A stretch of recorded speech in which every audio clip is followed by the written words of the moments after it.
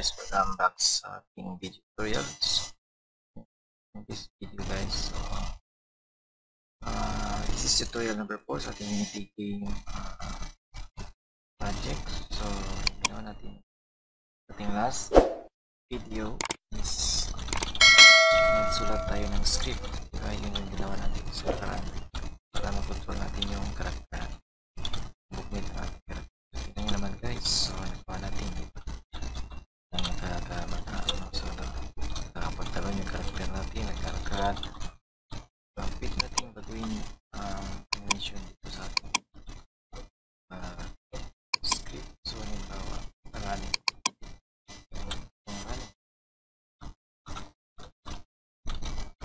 Make sure na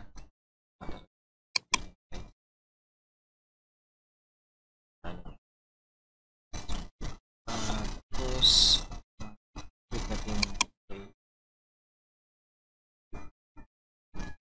Yan, so tumatakbo yung karakter natin. Tumatakbo yung karakter. So ang kailangan nyo lang is idagdag dito is yung environment guys. So kayong bahala kung paano yung gagawin yung terrain, so yung platform ng ating karakter. So pagandahin to, so may mga nasa palibot ng ating karakter. So yung design ng yung improve nyo dito. So, kung sakali gagawa kayo ng sarili nyo laro, sarili nyo project. So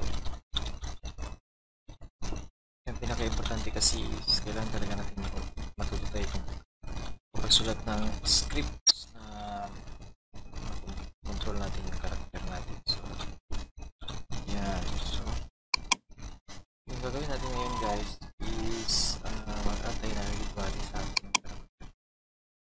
Kasi pag lumagpas yung karakter natin sa ground, dapat may gravity. So malalaglag po yung karakter natin. So ito is ito, hindi siya nalalaglag.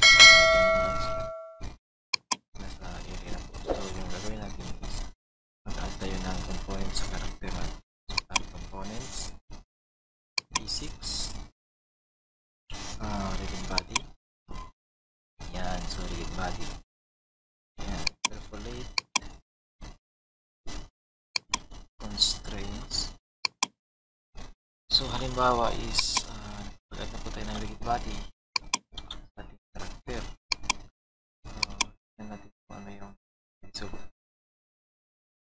yan, so lumulubog yung karakter natin guys. So nalalaglag po siya. Nalalaglag. Okay, so pag gumalaw naman tayo, gumagalaw tayo, so nalalaglag po yung karakter natin.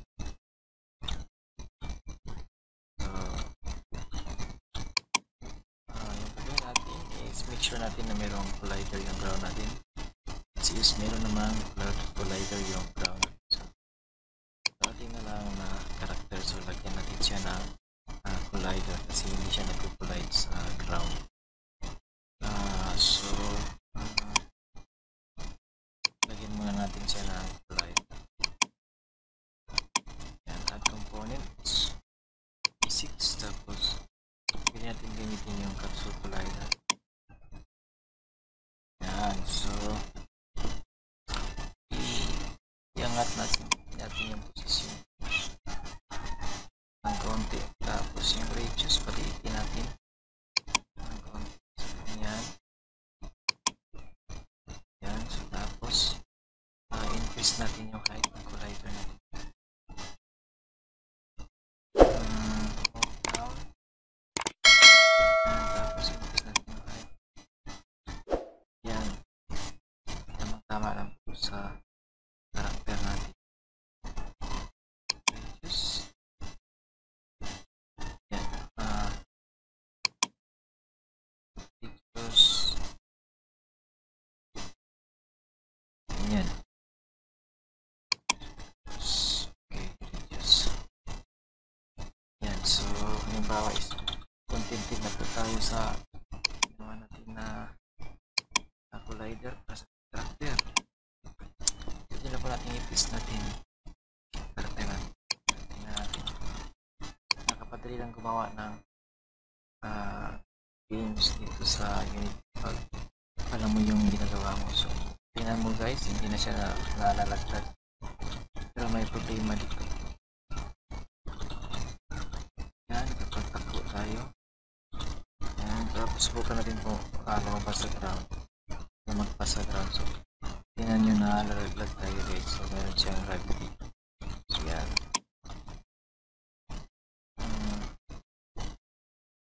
So sa ngayon is hanggang dito lang muna itong tutorial na to. So pili nyo gawin ang scene dito guys. Pili nyo improve yung scenes dito. Pili tayong gumawa na mga assets dito sa asset store. Mayroon silang asset store na kung saan dito ay nakapag-download. Kailangan nyo lang gumawa ng sarili nyo account sa Unity para ma-access yung asset store. At pili tayong mag-download ng mga resources na meron silang mga free assets na pili na gamitin para sa laro.